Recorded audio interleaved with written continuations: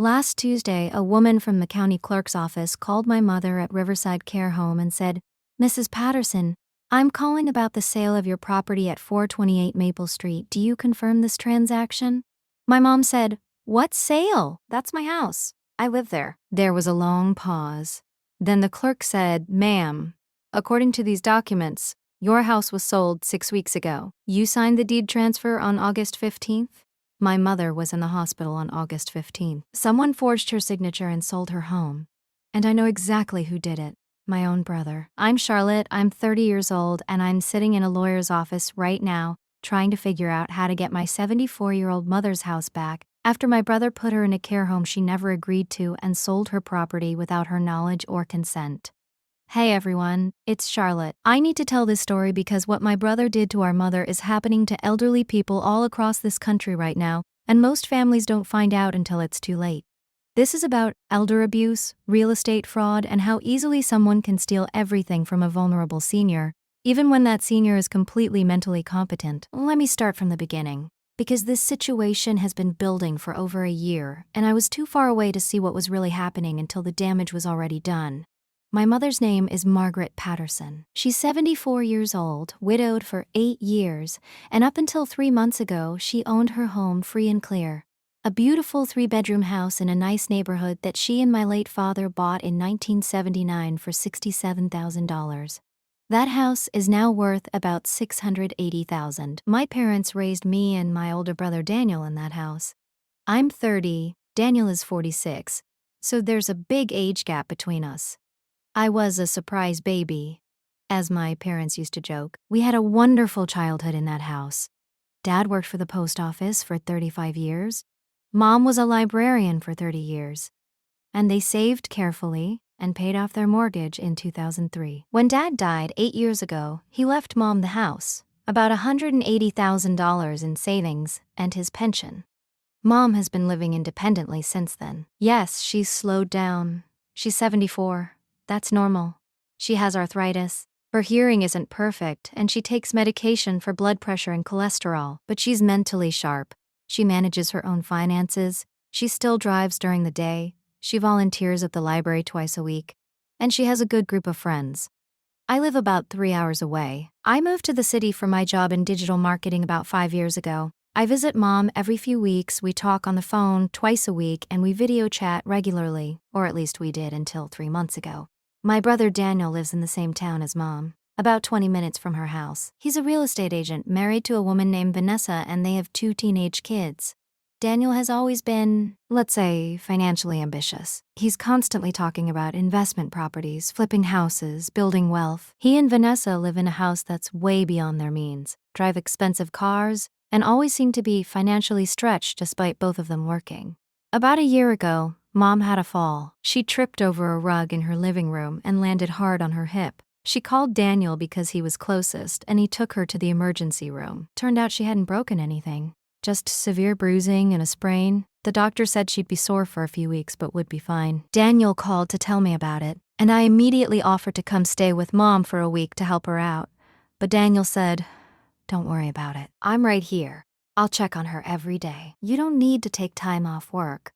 I felt guilty about not being there, but I was also relieved that Daniel was nearby and willing to help. I sent Mom flowers, called her every day, and she assured me she was recovering well.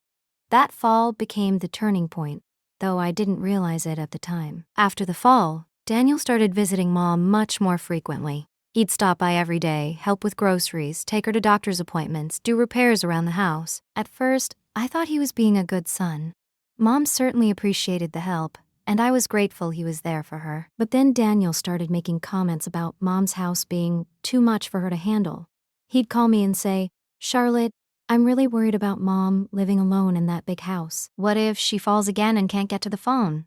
What if she can't maintain the property?" I'd ask Mom about it directly, and she'd say, "Oh, Daniel worries too much. I'm fine. Yes, the house is bigger than I need now that your father's gone. But it's my home. I'm not ready to leave." Daniel also started talking about Mom's finances. He'd say things like, Mom's house is worth a fortune now. She's sitting on almost $700,000 in equity. She could sell, downsize to a condo, and have plenty of money for her retirement." I'd point out that Mom was already retired, and living comfortably on her pension and savings. She didn't need to sell her house. But Daniel kept pushing the narrative that Mom couldn't handle living independently. He'd tell me about incidents. Mom forgot to turn off the stove. Mom got confused about her medication. Mom seemed disoriented when he visited. When I'd ask Mom about these incidents, she had no idea what Daniel was talking about. She'd say, "I didn't forget to turn off the stove." I don't know why Daniel would say that.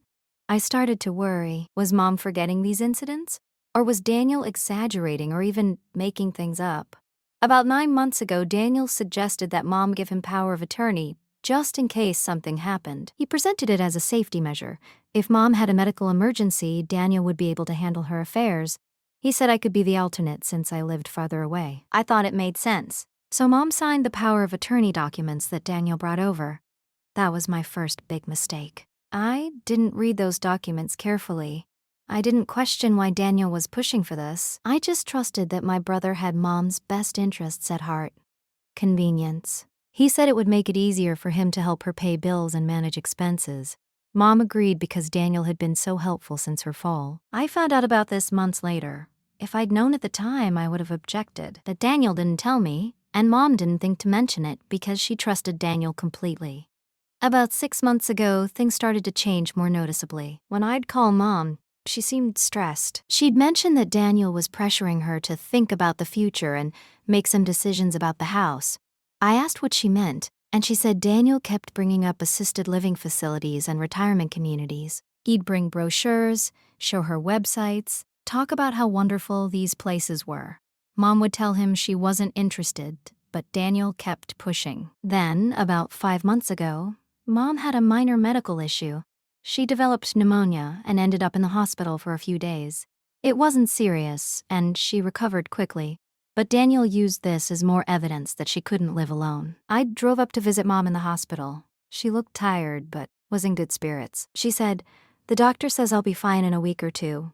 I'm ready to go home." Daniel was there too, and he pulled me aside. He said, "Charlotte, we need to talk about Mom. This pneumonia thing proves she can't live alone anymore. What if this had been more serious? What if she'd been home alone and couldn't call for help?" I said, "But she wasn't home alone. She called you and you took her to the hospital. The system worked." Daniel shook his head. "She got lucky this time. Next time might be different. I think we need to seriously consider moving her into an assisted living facility." I said, "Has Mom said she wants that?" Daniel said, "Mom doesn't know what she wants. She's not thinking clearly. It's our responsibility to make the hard decisions for her."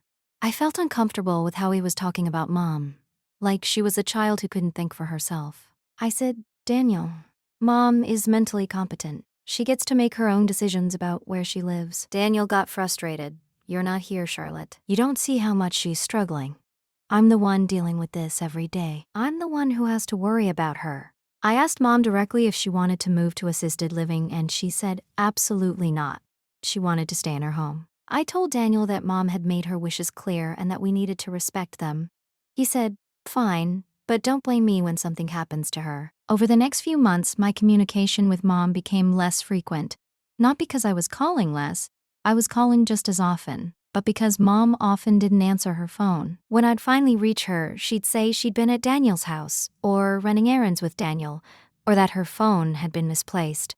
A few times, when I did reach her, she seemed different, quieter, more subdued. When I'd ask if everything was okay, she'd say yes, but something in her voice made me uneasy. I asked Daniel if Mom seemed okay to him, and he said, "She's declining, Charlotte. I've been trying to tell you that. She's more confused, more forgetful. She's not the same person she was a year ago."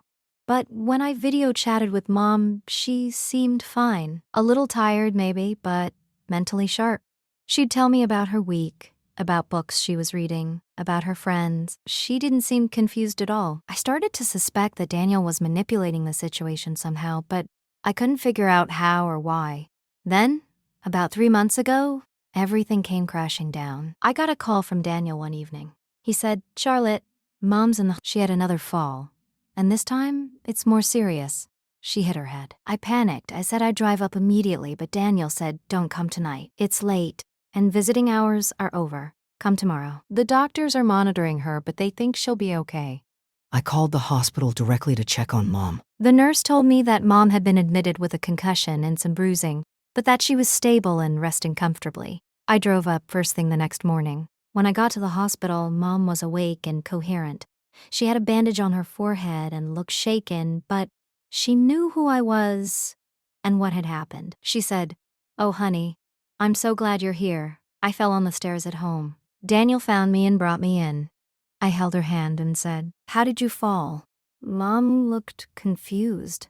"I'm not entirely sure. I was going upstairs to bed and I just lost my balance, I think." The next thing I knew, I was at the bottom of the stairs and Daniel was there. Something about her story didn't quite make sense, but I couldn't put my finger on what was wrong. Daniel showed up at the hospital a few hours later. He looked stressed and exhausted. He said, "Charlotte, we need to talk. This can't keep happening. Mom can't live alone anymore. She could have died from this fall." I said, "What does Mom want?" Daniel said, "What Mom wants isn't the issue. She's not capable of making good decisions anymore. We have to do what's best for her, even if she doesn't like it." Over the next few days, while Mom was in the hospital recovering, Daniel started making plans without consulting me or Mom. He toured assisted living facilities, he talked to doctors about long-term care options, he started sorting through Mom's house, deciding what she'd need and what could be gotten rid of. When I objected, Daniel said, "I have power of attorney. I'm making the decisions that need to be made." I said, "Power of attorney doesn't give you the right to override Mom's wishes. She's still mentally competent. She gets to decide where she lives." Daniel said, "The doctors think she needs 2 4-hour care. They're recommending assisted living." I asked to speak to Mom's doctors myself. What they actually said was that Mom would benefit from some temporary help during her recovery and that long-term, she might want to consider modifications to her home to make it safer. Things like removing tripping hazards, installing grab bars, maybe moving her bedroom to the first floor. They did not say she needed to move to assisted living. Daniel had twisted their words, but by the time I figured that out, it was too late. Daniel had already signed Mom up for a room at Riverside Care Home, an assisted living facility about 30 minutes from her house. He'd paid the first month's fee using Mom's bank account. The account he'd been added 2 months earlier. When Mom was discharged from the hospital, Daniel didn't take her home. He took her directly to Riverside. Mom was confused and upset. She kept saying, "I want to go home. Daniel, take me home." Daniel said, "Mom, you can't go home right now. You need to recover here where there are nurses to help you. It's just temporary." But I could tell from the way he said it that he had no intention of it being temporary. I confronted Daniel in the parking lot of Riverside. I said, "You can't force Mom to stay here. She wants to go home." Daniel said, "She's confused from the fall. In a few days, she'll realize this is better for her. She'll adjust." I said, "And if she doesn't adjust? If she still wants to go home?" Daniel didn't answer that. He just got in his car and drove away. I went back inside to sit with Mom. She was in her small room.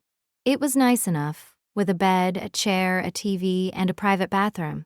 But it wasn't home. Mom sat on the bed crying, saying, "I don't understand why I can't go home.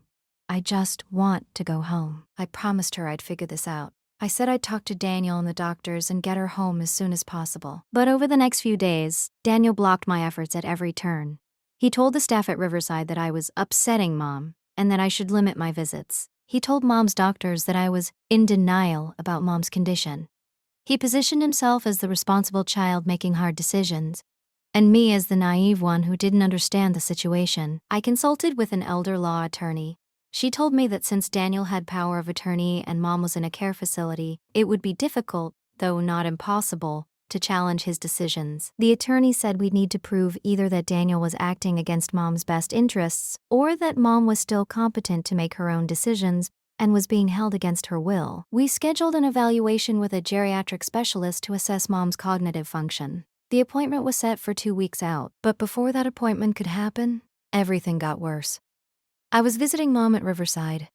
This was about 6 weeks ago, and I asked her if she'd been receiving her mail. Mom looked confused and said, "I don't know. Daniel said he's collecting my mail from the house and sorting through it for me." That made me uneasy. I asked Mom if I could have her permission to access her house, and she said of course, gave me the key and told me where to find it at Riverside. Daniel had taken her house keys for safekeeping. I drove to Mom's house that afternoon. When I walked in, something felt off immediately. The house was too empty.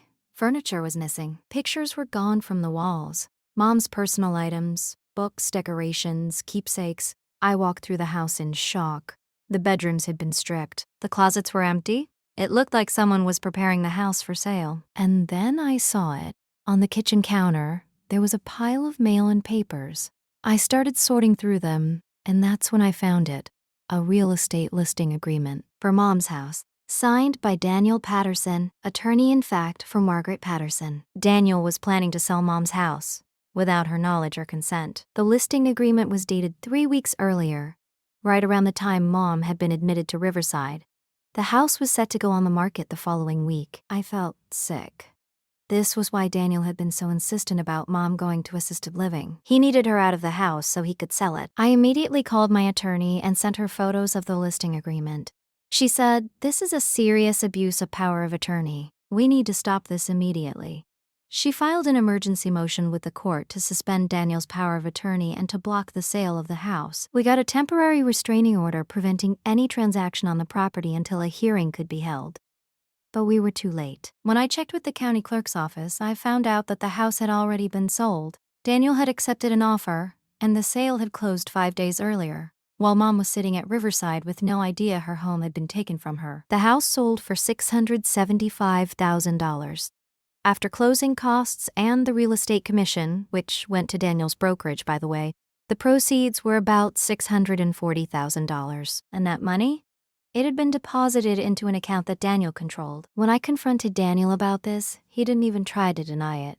He said she couldn't maintain it, and she couldn't afford to keep paying property taxes and utilities while also paying for care at Riverside. Selling the house was the responsible thing to do. I said, "You sold Mom's house without her knowledge or permission. You forged her signature on the deed." Daniel said, "I didn't forge anything. I have power of attorney. I'm legally authorized to sign on her behalf." I said, "Power of attorney doesn't give you the right to sell someone's home against their wishes, especially when they're mentally competent." Daniel said, "Mom's not mentally competent anymore. That's the whole point. She can't make these decisions, so I have to make them for her." I said, "Where's the money from the sale?"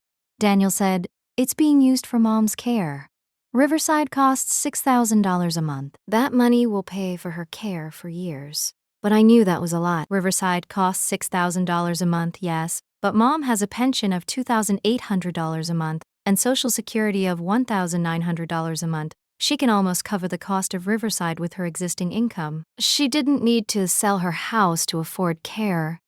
I did some digging. My attorney helped me subpoena Daniel's financial records. What we found was shocking.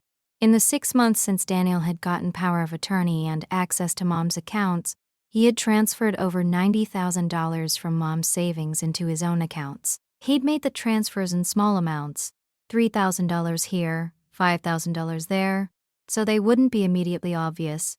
He'd also used Mom's credit cards to pay for personal expenses, vacations, car payments, his kids' private school tuition, over $30,000 in charges that had nothing to do with Mom's care. And the money from the house sale, most of it was gone. Daniel had transferred $500,000 of the $640,000 into various accounts he controlled. He claimed it was for Mom's future care expenses, but there were already withdrawals: a new car for Vanessa, a down payment on an investment property, $50,000 to pay off his credit cards.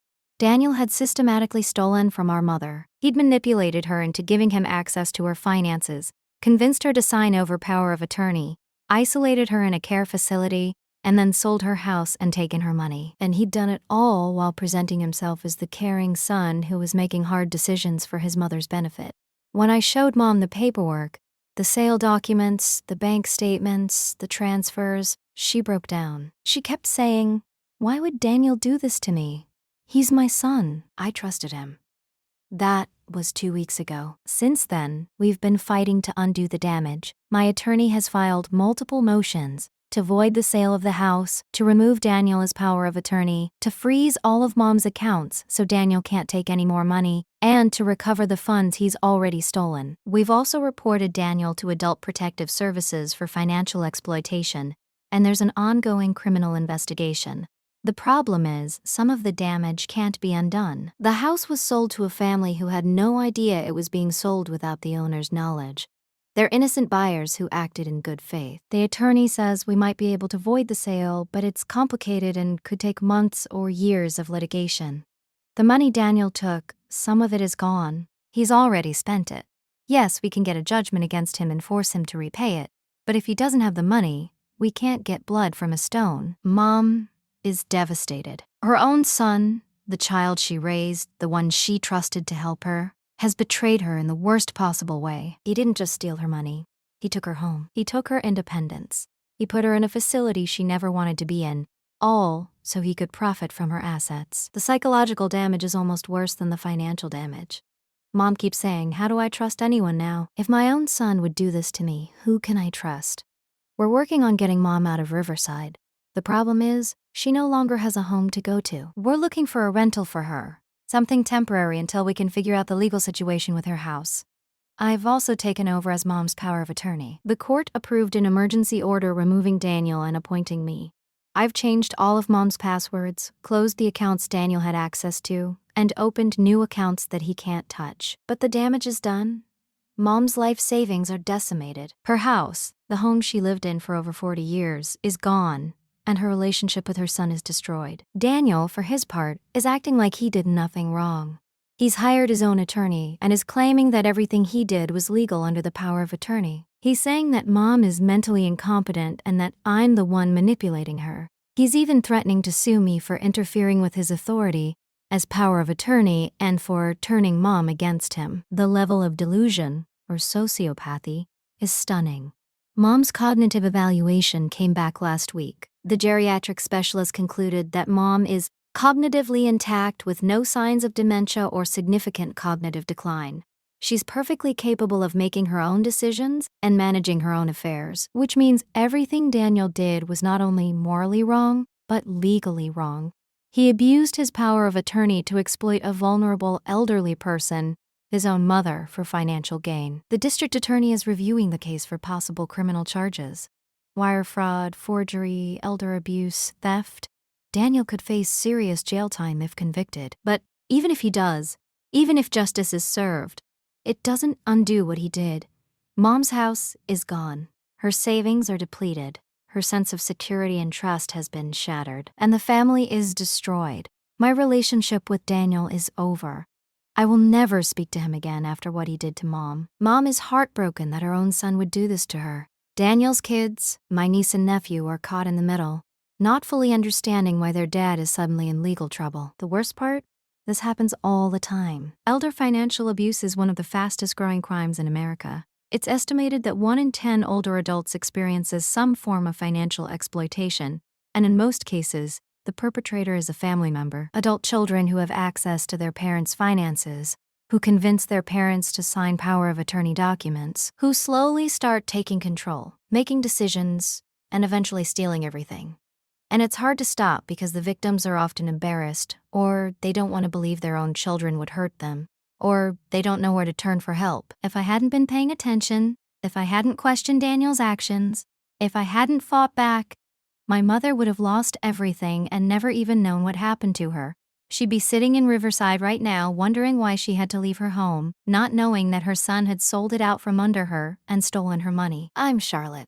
I'm 30 years old, and I'm fighting to undo the damage my brother did when he put our 74-year-old mother in a care home against her will and sold her house to steal her life savings. If you have elderly parents or relatives, please pay attention to their finances. Don't assume that family members have their best interests at heart. Power of attorney is an incredibly powerful legal tool, and in the wrong hands, it can be used to commit devastating fraud. Watch for warning signs. Family members who isolate the elderly person, who make financial decisions without transparency, who suddenly have more money than their income would suggest, who pressure the elderly person to sign legal documents. Trust your instincts.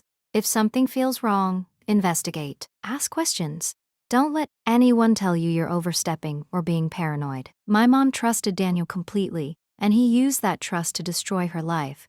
But we're fighting back, and we're not giving up. We have a court hearing next month that will determine whether we can void the house sale. We're working with law enforcement on the criminal case against Daniel, and we're rebuilding Mom's life, one piece at a time. She's strong, she's resilient, and she deserves justice. If you're going through something similar, please reach out for help. Contact Adult Protective Services, consult with an elder law attorney, report financial abuse to law enforcement. You don't have to fight this alone. And your elderly loved ones deserve to be protected from those who would exploit them, even if the exploiter is their own family.